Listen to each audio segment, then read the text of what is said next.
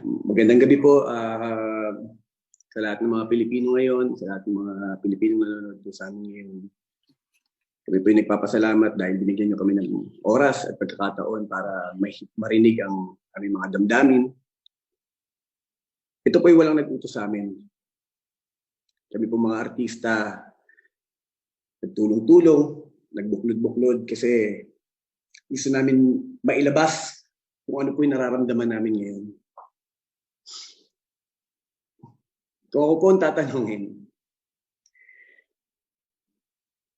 hindi ko mapaliwanag at hindi ko rin po alam kung paano ako magsisimula dahil sobrang galit po na nararamdaman ko. Hindi po dahil sa nawalan lang kami ng trabaho. Hindi ganun kababaw yun. Kung ako tatanungin, matagal ko nang pinaghandaan po yan. Kasi po, alam ko, ang pag-aartista ay hindi pang habang buhay. Maaari ngayon, gusto ka, sikat ka, pero lahat yan, wala pong kasiguraduhan. Kaya lahat po yung pinaghandaan ko.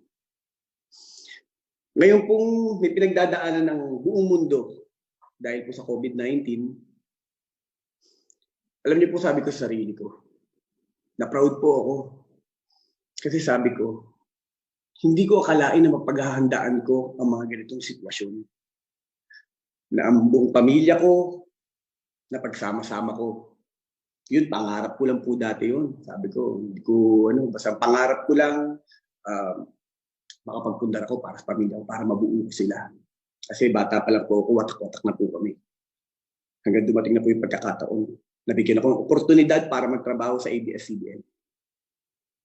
Dahil po doon, natupad po ang aking pangarap. Nagsumikap ako. Halos hindi ako matulog. Kasi yun po ang araw-araw na dinadasal ko sa Diyos. Kahit wag niyo po ako patulugin, bigyan niyo lang po ako ng oportunidad na makapagtrabaho na regular. At binigay po sa akin ng Diyos yun. Kaya nung dire-diretso yung trabaho na binibigay sa akin, hindi po ako nagreklamo. Kahit dumating na sa pagkakataon, na galing sa timba, sasalukin ko ng tabo at ibubuhos ko sa sarili ko, umiiyak ako sa sobrang pagod. Dahil kapag natapos po ako ng 4 a.m., may trabaho pa po ako sa susunod ng 7 a.m. Halos ligo lang po ang pahinga ko. Kaya umabot na ako sa pagkataon na naliligo ako, umiiyak ako. Pero ang sabi ko sa sarili ko, hiningi ko to. At dahil doon, lahat po yun sinuportahan ng ABS-CBN. Wala po akong talento. Ang liit ko, ang pangit ko, ang itim ko, bulol ako, hindi ako marunong mag-English. Wala akong kapasidad o wala akong katangian para maging artista. Pero hindi po yun ang tinignan ng ABS-CBN. Ang tinignan nila kung ano yung kapasidad mo para magtrabaho at ipakita ang talento mo. Kaya kung sabi ko, kung sipag at sipag lang, yan ang panlalaban ko. Kung determinasyon lang, yan ang panlalaban ko. Kung pangarap lang, yan ang panlalaban ko. At hindi po ako nagkamali doon. Kaya ang ginawa ko, pinagsumikapan ko lahat. Lahat ng trabaho, lahat ng oportunidad, ginawa ko po. Sabi ko noon. Nung natupad ko na ang pangarap ko, nakapagpatayo na po ako ng bahay para pangarap ko makapagsama-sama kami ng mga kapatid ko. Sabi ko sa sarili ko, dun ba matatapos yun?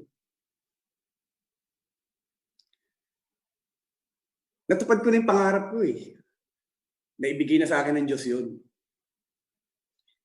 Ano naman ngayon ang maibabalik ko sa naibigay po sa akin?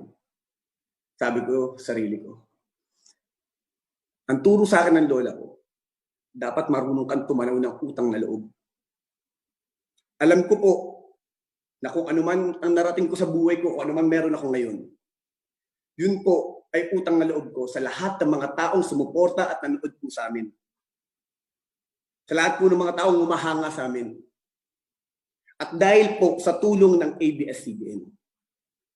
Alam niyo po, ni minsan hindi kami pinilit. Ni minsan wala sa amin sinabi na parang tumulong ka naman, pumunta ka doon. Wala sa amin sinabi. Lagi lang pinapaalala po sa amin ng mga boss po namin. Itong lahat ng ginagawa natin, ang kapalit nito ay serbisyo para sa bayan.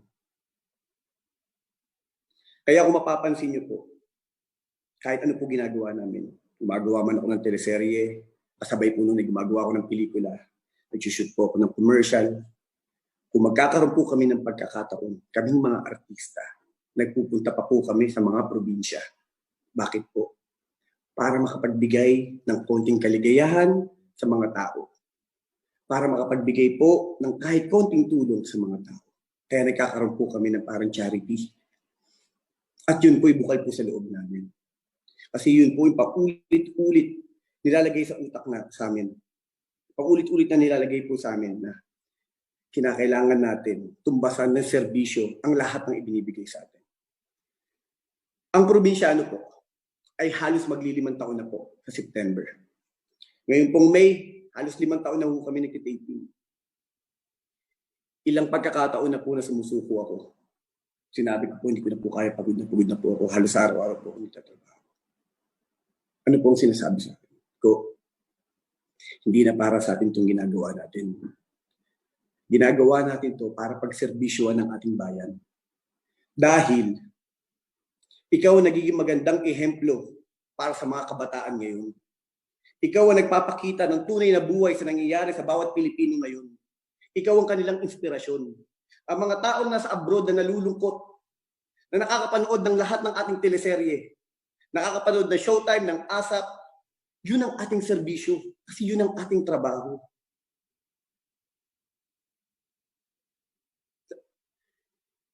Kung kumpanya po namin, sa pamantayan ko po sa aking buhay, kung ang kumpanya po namin ay may ginawang kawalangyaan, kasalbahiyan, at may inaping tao, alam niyo po, hindi ko lulununin kung anuman ang ipagagawa sa akin. Ako ang kauna-unahang tatanggi at makikipaglaban. Hindi po kami nagsasalita dahil tatrabaho kasi yan sa ABS-CBN. Diba? Hindi kasi mga boss niya, hindi kumikita yan ng malaki. Hindi doon. Tapos na po kami doon. Lagpas na po kami doon. Hindi na po ang pangsarili namin ang iniisip namin. Ang iniisip na po namin ay ang kapwa namin. Paano namin maibabalik ang lahat ng blessing na ibinigay sa amin? Kasi sa totoo lang po, kung ako makasarili, kung kami lahat ng mga artista nagsasalita dito ay makasarili, hindi po namin ito gagawin. Kasi bakit po? Pwede namin isipin na, paano baka masira ang karir namin? Paano hindi na kami magustuhan ng mga tao? Ba't kami lalaban? Di ba? Bakit kami lalaban sa mga taong tumutulig sa amin ngayon? Pero kung hindi po namin gagawin to, at hindi maririnig ng mga tao ang nasa dibdib namin, ang mga hinaing namin, ang mga nasa isip namin, sino po ang gagawa? Lahat kami matatakot? Anong gagawin namin ngayon sa bahay namin? Magti-TikTok? Para mapaligaya po kayo? Ang tanong ko lang po, pasensya na po kayo ngayon na lang po kasi kami, tagal na rin po natin kasi napahinga. Diba po? Ngayon kami nabigyan ng pagkakataon para magsalita Mula na napasarap po ang ABS-CBN, kinikimkim po namin yung galit namin dito sa dibdib namin. Diba? Anong klaseng hustisya o anong klaseng mga tao ang gumawa nito? Yun po ang tinatanong ko. Kasi kaming mga artista, maaaring lahat ng panglalait inabot na po namin. Diba? Tama po yung sinabi ni Kim. Maliit kami, kasi hindi naman kami nakapag-aral, artista lang kami, hindi naman kami nakapagtapos. Diba? Lahat ng panglalait, okay lang po yan. Wala namang problema dyan. Diba? Opinion nyo po yan. Ang sinasabi ko lang po, nung nagkaroon ng COVID-19,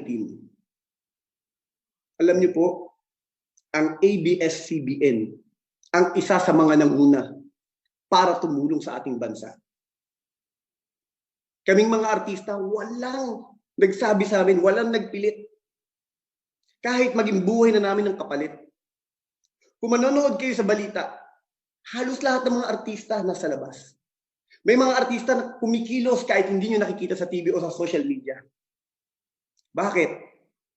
Kasi po, ito na yung pagkakataon namin para naman kami ang tumulong. Kasi po, yung mga hindi nagagawa ng iba, kami na po ang gagawa. Kasi nakakahiya naman po sa inyo. At nakakatakot lang po, sabi ko nung sarili ko nung sinara yung ABS-CBN, gano'n ba kasama yung yung nangyari? Ano ba po bang nagawa namin mali? Ano bang nagawa ng mali ng kumpanya ko? Kasi yun ang tinatanong lagi ng mga tao eh. Hindi ako mahilig sa social media. Sabi ko sa sarili ko noon, hindi ko to papasukin. Kasi alam ko masasaktan lang ako dyan at hindi yan ang buhay ko. Basta ang alam ko, tatrabaho lang ko. At yung trabaho sa akin, ang tawag sa akin, artista. Pero ang tingin ko sa ginagawa ko, trabaho lang to. Napilitan po ako mag-post sa mga IG ko. Bakit? Sobrang galit na galit po ako. Sabi ko, anong klaseng tao to? Sa gitna ng pandemya, sa gitna na nangyayari sa ating bansa, nauna nyo pang isipin, ipasara ang ABS-CBN bago kaysa tugunan ang lahat ng pangangailangan ng ating bansa. Kami pong mga artista, ang ABS-CBN, kami po ang isa sa mga pinakamalaking nagbabayad ng buwis sa ating bansa. Kami po, may binabayaran po kaming tax taon-taon. Meron po kami binabayaran VAT every month. Napakalaki ng naitutulong namin bukod sa binabayad namin tax. May serbisyo kaming ibinibigay sa mga tao. Pupunta kami sa ibang bansa para kamustahin ang lahat ng mga OFWs. Bakit dumating ang pagkakataon na ito na kami ang naisip niyong tanggalin? Na sa panahon ngayon, ang ABS-CBN at ang mga artista ang isa sa mga tumutulong sa mga tao ngayon. Ano pong malaking problema dun? O ngayon, tatanungin ko kayo, sa lahat ng mga basher, ng mga fans ko, kamusta po kayo? Sa lahat ng mga trolls dyan, kamusta po kayo? Magpapaka-jologs na po ako. Bakit po? Kasi, sabi ko nga, ang mga tao ngayon, sa lahat ng mga taong naninira sa amin, hindi kayo pwedeng labanan o kausapin na mahinahon. Ngayon, kakausapin ko po kayo sa sarili niyong lingwahe. Pasensya na po kayo. Galit na galit ako eh. Galit na galit. Sobra po ako.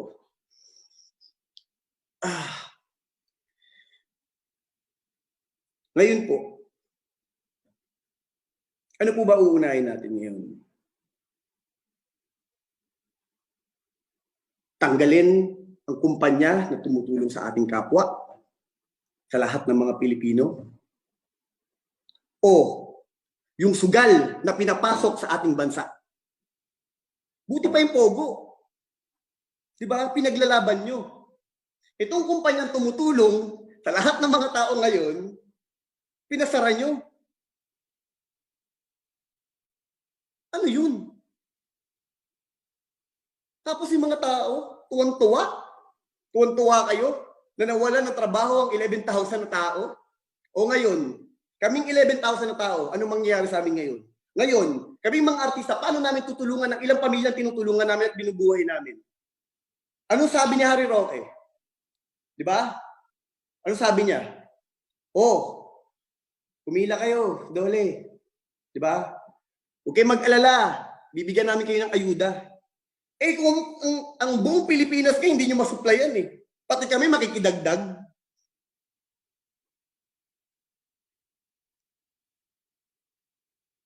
Ano pong gagawin namin ngayon?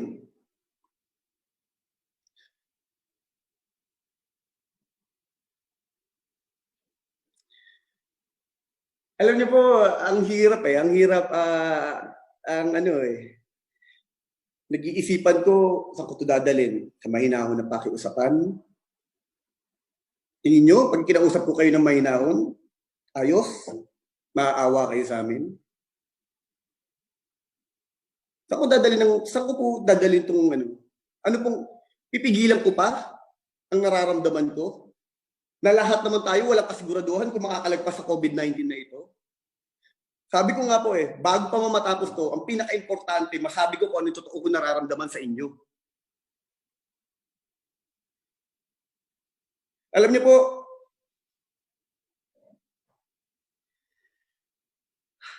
pasensya na po kayo.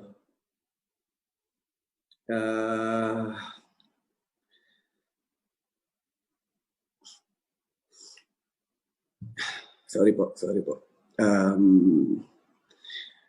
Sobra po ang galit talaga na alam ko hindi lang po ako, marami sa mga kasamahan ko, marami sa mga kasamahan ko sa industriya. Pero kung hindi po ako maglalakas ng loob, at magpapaka-neutral ako, at magpapaka-diplomasya ako, sa tingin ko, hindi ito ang tamang pamamaraan para kausapin kayo. At least sa lahat sa amin, ako, bahala na bukas. Sasabihin ko na kung ano nararamdaman ko.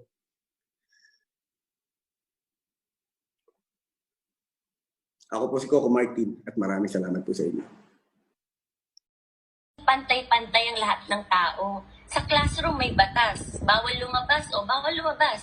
Pero pag sinabing nag-comply ka na bawal lumabas, pero may ginawa ka sa pinagbabawal nila, inayos mo yung law ng classroom nyo at sinubmit mo ulit, ay pwede nang pala ikaw lumabas. So kung wala ka namang nilabag na batas, bakit ka ipapasara ng isang NTC na pag-aari ng gobyerno? Samantalang may ibang franchise channels, franchise radio station ngayon, I think 7, hindi nila pinasara. Tanging ABS lang ang sinara. Yung 6 na yun, or di ko alam kung ano yung tamang number na na-expire na rin yung franchise, nag-ooperate pa rin hanggang ngayon. So, nasaan ang batas?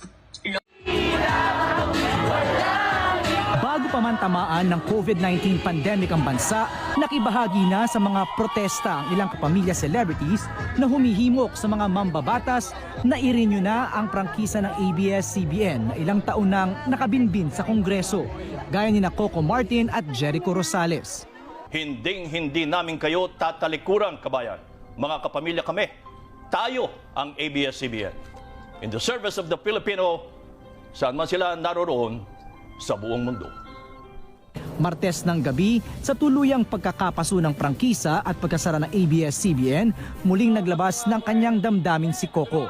Sa kanyang Instagram post, sinabi niya na hindi siya mangingiming sabihin ang totoong nararamdaman at mahirap magsawalang kibo sa mga taong patuloy umanong ng aabuso. Tinawag niya ring walang konsensya dahil naatim umanong pagkaitan ng hanap buhay at pabayaang magutom ang ilang libong mga pamilya. Dagdag pa ni Coco, galing siya sa hirap at jologs ang pagkatao niya, kaya wala siyang pakialam sa sasabihin ng iba. Para sa kanya, mali at kawalan ng katarungan ang tanggalan ng hanap buhay ang ilang libong empleyado ng isang kumpanyang naglilingkod sa sambayanang Pilipino. May huling patutsada rin si Coco sa kanyang post. Isang mahigpit na yakap naman ang mensahe ni Angel Locsin para sa 11,000 empleyado ng ABS-CBN. Nakikiisa siya na hindi dapat malilimutan ang petsang May 5, 2020. Sabi pa niya, maging maingat at tanungin ang sarili kung makakatulong ba ang mga desisyon natin sa mga panahong ito.